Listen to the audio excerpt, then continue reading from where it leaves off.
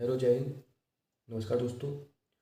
तो दोस्तों आज हम बात करने वाले हैं ग्लोब के बारे में। ग्लोब होता क्या है और ये कैसे काम करता है। ग्लोब में अक्षांश रेखा क्या होती है और देशांतर रेखा क्या होती है।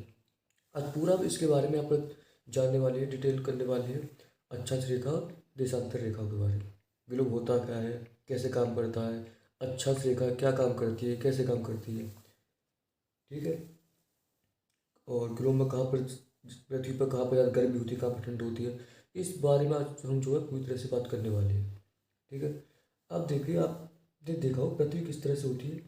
पृथ्वी ना ही गोल है और ना ही अंडाकार है, तो हम इस हिसाब से पृथ्वी बना लेते हैं, ठीक है। ये हमने यहाँ पर एक तरह से पृथ्वी का चित्र बना लिया, ठीक है। और एक हम इधर बना लेते हैं, एक यहाँ बना लिया, और आपको तीनों तरह से बताएंगे, ठीक है। और एक यहाँ बना लिया। पहले देखते हैं, पहले आपको समझाते हैं अक्षांश और देशांतर क्या होती है। देखिए, अक्षांश रेखाएं इस तरह से होती हैं, ठीक है। और इस तरह से अक्षांश होती है और देशांतर रेखा होती है इस तरह से। अगर हम सिर्फ यहाँ पर अक्षांश रेखा बनाएंगे, इसे कहेंगे लेटिट्यूड या अक्षांश, ठीक है। और इस तरह से बन जाएगा तो उसे कहेंगे यहाँ पर लॉन्गिट्यूड या देशांतर। अगर पृथ्वी पर इस तरह से और इस तरह से, यानी अक्षांश रेखा और देशांतर दोनों बन जाती हैं, तो ये होती है हमारे यहाँ पर देशांतर रेखा, ठीक है। और ये होती है हमारे अक्षांश रेखा, ठीक है। तो ये हमारा ग्रिड कहलाता है। अगर अलग अलग होंगी तो अक्षांश देशांतर, और एक साथ मिल जाएंगे तो ग्रिड कहलाएगा। तो छोटा सा आपको ये मेथड समझना है। अब देखिए समझते क्या है। देखिए, ये पृथ्वी हमने मान ली अपने हिसाब से, ठीक है। तो पृथ्वी को एक, हम पृथ्वी को, ग्लोब को पृथ्वी का नमूना कह सकते हैं या उसका प्रतिरूप कह सकते हैं। पृथ्वी को, ग्लोब को पृथ्वी का प्रतिरूप या नमूना भी कहते हैं। अब पृथ्वी को या ग्लोब को एक रेखा दो भागों में विभाजित कर देती है। तो एक गोले को जब दो गोलों में विभाजित हो जाता है तो क्या बन जाएगा, आधा गोला, आधा गोला इधर और आधा गोला इधर। तो ऊपर वाला कहलाता है यहाँ पर उत्तरी गोलार्ध, ठीक है, उत्तरी गोलार्ध। और नीचे वाला क्या कहलाएगा, दक्षिणी गोलार्ध, ठीक है। दो जगह ये विभाजित हो गया। अब देखो, जो ये ग्लोब को दो हिस्सों में बांटता है, इसको हम कहते हैं 0 डिग्री रेखा। इक्वेटर कह सकते हैं, विषुवत रेखा कह सकते हैं, विषुवत रेखा। इसे हम ई से प्रेजेंट करते हैं, ठीक है, इक्वेटर।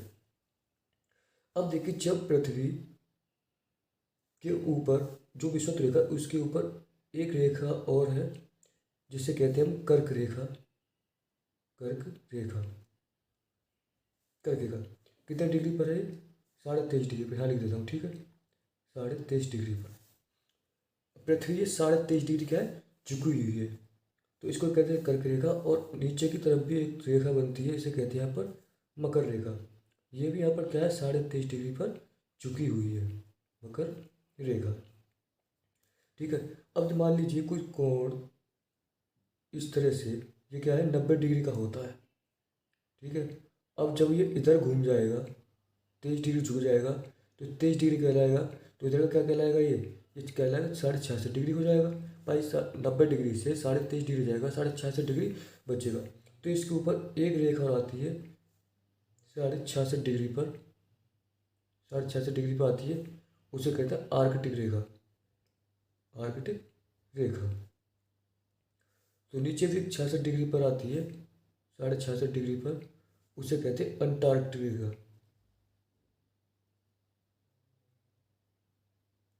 अंटार्कटिक, ठीक है, अंटार्कटिक रेखा। अब देखिए, समझने का क्या पॉइंट है इसमें, कि जो हमारा सूर्य होता है, सूर्य कहाँ से कहाँ तक, सूर्य अधिकतम कर्क रेखा से मकर रेखा तक ही चक्कर लगाता है, ठीक है। सूर्य कहाँ से कहाँ तक लगाएगा, देखिए यहाँ पर है ये कर्क रेखा और ये मकर रेखा। तो सूर्य यहाँ से ऐसे चक्कर लगाएगा, कहाँ से, कर्क रेखा से मकर रेखा तक ही चक्कर लगाएगा। तुम कह सकते हैं कि सूर्य अधिकतम कर्क रेखा तक जा सकता है और न्यूनतम कहाँ तक, मकर रेखा तक आ सकता है। ठीक है। अब देखिए, जब कर्क रेखा तक जा रहा है और मकर रेखा तक आ रहा है, तो सूर्य का सबसे ज़्यादा प्रकाश कहाँ पड़ रहा होगा, इस जगह पर पड़ रहा होगा, विषुवत रेखा पर। ठीक है। पर कर्क रेखा से मकर रेखा तक रहेगा तो सर्वाधिक तापमान कहाँ पर रहेगा, विषुवत रेखा पर। तो इसको हम कहते हैं उष्णकटिबंधीय क्षेत्र। ठीक है, उष्णकटिबंध, ठीक, उष्णकटिबंधीय क्षेत्र। अब सूर्य यहाँ से यहाँ तक चक्कर लगा रहा है, ऐसा तो नहीं कहा था रोशनी ना जाए, रोशनी जाएगी, लेकिन सूर्य कहाँ तक रहेगा, तो यहाँ तक रोशनी जाएगी, अंटार्कटिक रेखा तक और आर्कटिक रेखा तक रोशनी जाएगी। तो यहाँ पर क्या होगा, इसका प्रकाश तो जाएगा, लेकिन क्या होगा, यहाँ कम गर्मी होगी। जब इधर यहाँ पर सूर्य कर्क रेखा पर आ जाएगा तो इसका प्रकाश कहाँ तक, आर्कटिक रेखा तक जाएगा और विषुवत रेखा के पास क्या आ जाएगा, ठंडी बन जाएगी।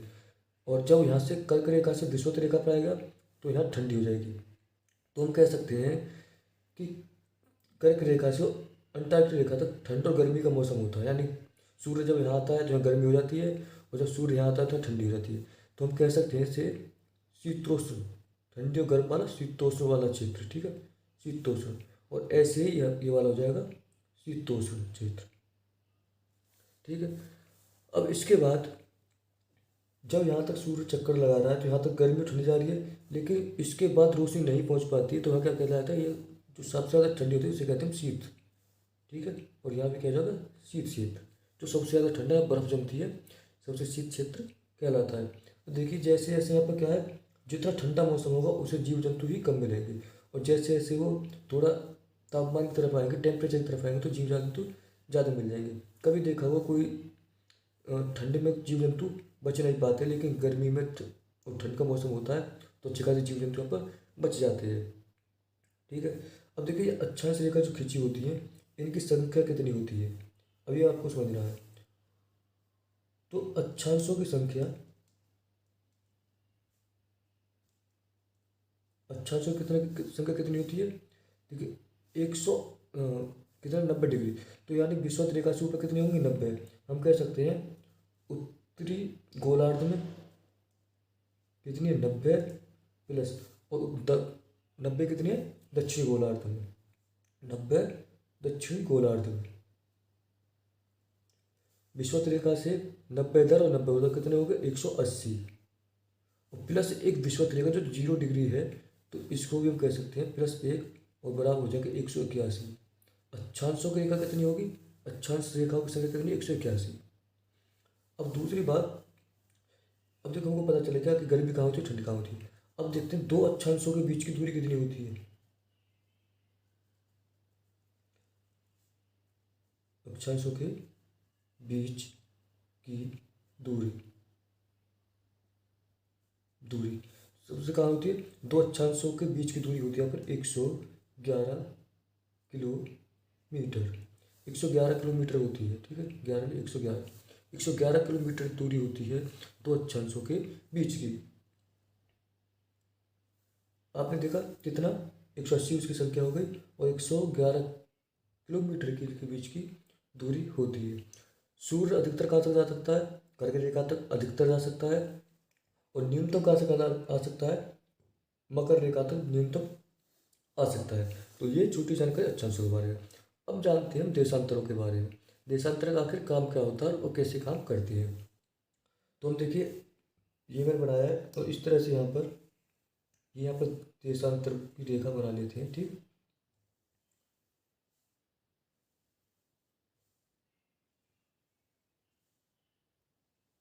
ठीक है, ये हो गया देशांतर, और ये यहाँ पर इसको 0 डिग्री से प्रेजेंट करते हैं।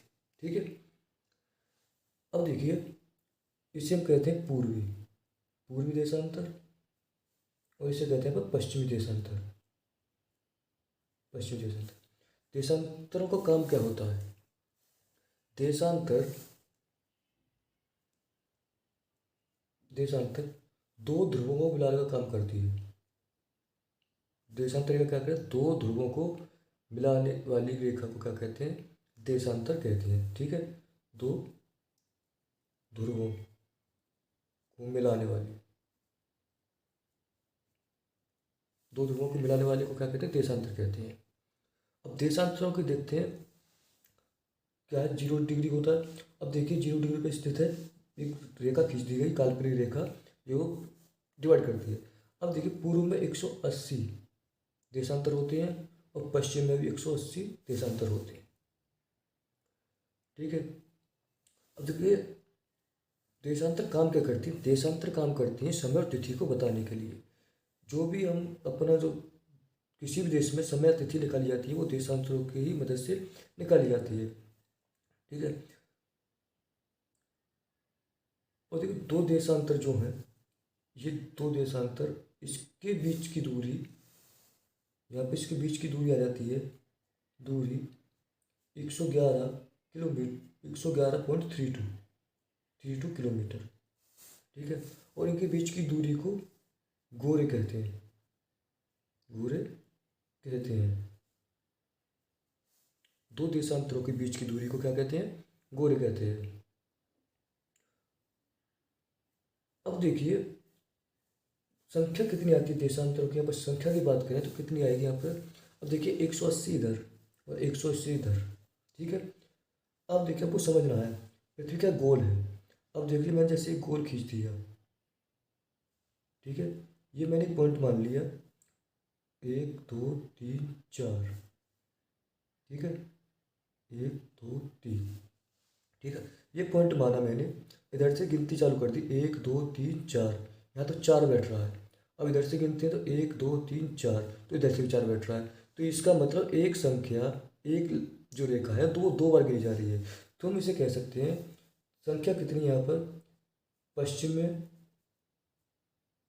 180 और पूर्वी 180, प्लस में करेंगे कितना होगा, 360, प्लस एक जो ये रेखा है 0 डिग्री, प्लस एक 0 डिग्री कर देंगे, 0 डिग्री कर देते हैं, 0 डिग्री और कॉमन 1। ठीक है, कितना 361।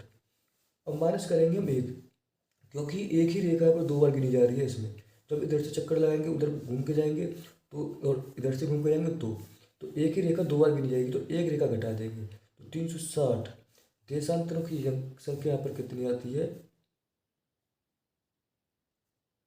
देशांतर संख्या यहाँ पर आती है 360। अब इसका मतलब जो देशांतर है 24 घंटे, पृथ्वी 24 घंटे चक्कर काटती है, तो इसका हम कह सकते हैं 24 घंटे में, 24 घंटे पृथ्वी की तरफ घूमते 360 डिग्री।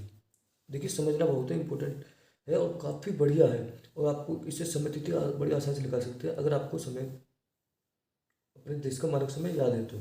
फिर 24 घंटे, तो 1 घंटे कितना आ जाएगा, 1 घंटे बराबर कितना आएगा 360 बट 24, तो कितना आएगा 15 डिग्री। यानी हम कह सकते हैं 1 घंटे में पृथ्वी कितना घूमती है, 15 डिग्री। यानी कि एक देशांतर दूसरी देशांतर कितना 15 डिग्री पर झुका हुआ है। तो हम कह सकते हैं इसे, अब 1 मिनट यानी कि 1 डिग्री, 1 डिग्री हम निकालेंगे तो 1 घंटे कितना 60 मिनट, तो 60/15।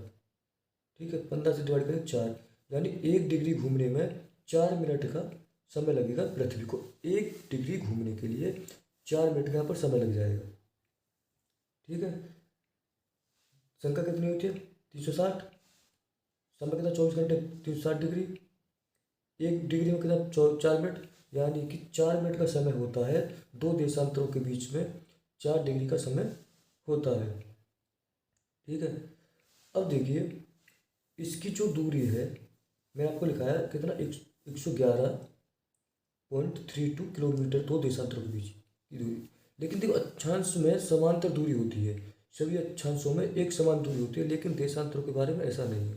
देखिए देशांतरों के यहाँ से दूरी चलेगी और ऐसे ऐसे बढ़ते बढ़ते विषुवत रेखा तक आ जाएगी। यहाँ पर जैसे विषुवत मैंने एक रेखा बना दी तो कितनी आएगी, यहाँ बढ़े, यहाँ पर न्यूनतम है क्योंकि 0 पॉइंट मिले हुए हैं दोनों, सगली कौन क्या रेखा एक 0 पॉइंट मिली हुई है।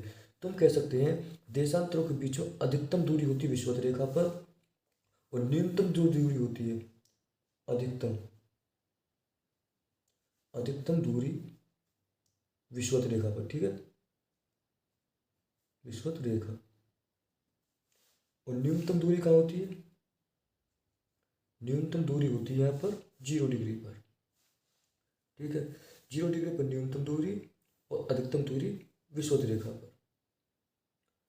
अब देखिए इसमें समय कैसे निकालते हैं और क्या क्या प्रोसेस है इसका। अब देखिए हमारे जो देश का, भारत का जो मानक समय है वो 82.5 डिग्री है। आपको ध्यान रखना, 82.5 डिग्री भारत का मानक समय। ठीक है, भारत का मानक समय 82.5 डिग्री, यानी कि हमारा भारत कहाँ पर बसा हुआ है, कर्क रेखा पर बसा हुआ है 82.5 डिग्री पर। तो 1 डिग्री का कितना आ रहा है यहाँ पर, 15 सेकेंड, या 1 डिग्री पर कितना था, 4 मिनट का समय है। तुम 82.5 में कितना करेंगे, 4 ही गुणा, 82.5 में 4 ही गुणा करेंगे 330 आएगा, 350 मिनट। और 350 मिनट को हम 330 मिनट को हम कैसे कर सकते हैं, इसे कह सकते हैं 5 घंटा। भाई 1 घंटे और 30 मिनट होती है, और 30 मिनट तो 5.5 घंटे। अब देखिए 5.5 घंटे का समय आ गया। समय कैसे निकालते हैं, जब हम इस काल्पनिक रेखा से पूर्व की तरफ जाएंगे तो समय जुड़ता है, और जब काल्पनिक रेखा से पश्चिम की तरफ आएंगे तो समय घटता है। तो क्या है, भारत जब 1800, अब जो समय 1884 में बैठक हुई थी यूएनए, यूएनए में एक बैठक हुई थी 1884 में। तो उसके उस समय ये निर्धारित किया गया कि किस शहर को पॉइंट माना जाए जिससे पूरे दुनिया का समय और तिथि निकाली जा सके। तो ऐसा वो एक मशहूर शहर चुना गया जिसके बीचों बीच होकर ये रेखा जा रही थी, 0 डिग्री रेखा जा रही थी। वो था इंग्लैंड का लंदन, और लंदन में था ग्रीनविच। ग्रीनविच ग्रीनविच 0 डिग्री के बीचों बीच यहाँ पर बसा हुआ है। ठीक है, तो इस शहर को चुन लिया गया 0 डिग्री। जब भी ग्रीनविच से पूर्व की तरफ जाएंगे तो समय जुड़ेगा, जब ग्रीनविच से पश्चिम की तरफ जाएंगे तो समय घटेगा। तो हमारे भारत का कितना, 5.5 घंटा आगे कहाँ से, ग्रीनविच है। तो यहाँ पर बसा हुआ है भारत, और जब भारत ग्रीनविच से इधर पूर्व की तरफ 5.5 घंटे इधर है, तो ग्रीनविच का समय से ग्रीनविच जितना टाइम हो रहा होगा उससे 5.5 घंटे आगे हमारे भारत का टाइम होगा। अगर ग्रीनविच में सुबह के 4 बज रहे होंगे तो भारत में सुबह के 9:30 बज रहे होंगे। ठीक है, अब देखिए एक और एग्जांपल ले लेते हैं। जैसे जापान का शहर है क्योटो, जापान का शहर क्योटो है। ठीक है, और क्योटो 135 डिग्री पे बसा हुआ है, और भारत का है पुणे। ठीक है, भारत का इस समय पुणे, पुणे यहाँ पर बसा हुआ है 75 डिग्री पर। ठीक है, दोनों का अंतर कितना है, 60 डिग्री का। ठीक है, 60 डिग्री का दोनों का अंतर है। तो कितना आएगा, 60 डिग्री में 15 का भाग दे देंगे तो कितना आएगा, 4 घंटे। 1 घंटे 15 डिग्री घूमता है, और 4 घंटे में 60 डिग्री, तो 60 घंटे 4 घंटे। यानी हम कह सकते हैं जापान का जो क्योटो शहर है भारत से, भाई जापान क्या है, यहाँ भारत बसा हुआ है और जापान इधर बसा हुआ है। ठीक है, जापान, भारत यहाँ, जापान यहाँ, तो भारत से इधर है पूर्वोत्तर में। ठीक है, तो 4 घंटे आगे भारत से आगे होगा जापान। अगर भारत में सुबह के 4 बज रहे होंगे और तो जापान में सुबह के 8 बज रहे होंगे। क्योंकि देखिए जब भी सूरज, यहाँ पे समझिए सूर्य इधर से निकला, सूर्य, और इसकी किरण क्या है, पृथ्वी पड़ी, तो सबसे पहले कहाँ किस क्षेत्र में पड़ रही है, पूर्व में पड़ रही है। तो पूर्व में कहाँ पर, यहाँ पर जापान और फिर भारत। तो सबसे पहले सूर्य कहाँ निकलेगा, जापान में। और जैसे जैसे पृथ्वी घूमेगी घंटे के हिसाब से 15-15 डिग्री, तो घूमते ही तो तब जाके भारत में आएगा, तब तक 4 घंटे निकल चुके होंगे जापान में। तो जापान 4 घंटे आगे भारत के पुणे शहर से चलता है। ठीक है, अब जो ये 0 डिग्री है हम इसको यहाँ पर प्रधान समय रेखा भी कह सकते हैं, आपको याद रखना है, या अंतर्राष्ट्रीय समय रेखा। अंतर्राष्ट्रीय समय रेखा भी कह सकते हैं 0 डिग्री को, और प्रधान समय रेखा भी कह सकते हैं। और दूसरी बात, कभी पेपर पूछ लेता है GMT IST से कितना समय आगे है, या GMT से IST कितना समय आगे है। GMT का मतलब होता है Greenwich middle time, Greenwich middle time, और IST का होता है इंडियन स्टैंडर्ड टाइम। ठीक है, ये आपको ध्यान रखना है, ये पूछ लेता है कभी कभी। तो आपने देखा कि सूर्य कैसे काम करता है, सबसे पहले कहाँ निकलता है और कैसे निकलता है, और देशांतर का काम क्या है, और इसी से हमारे तिथि निकाली जाती है, समय निकाला जाता है। ठीक है, समय कहाँ से निकाला जाएगा? समय निकाला जाएगा देशांतर से, और तिथि का और ये कहाँ से निकाले जाएंगे? 0 डिग्री से ही निकाले जाएंगे। तो आशा करता हूँ आपको वीडियो पसंद आया होगा। अगर आपको वीडियो पसंद आए तो लाइक कीजिए और सब्सक्राइब कीजिए, फिर दूसरा शेयर कीजिए। तो बने रहिए। नमस्कार।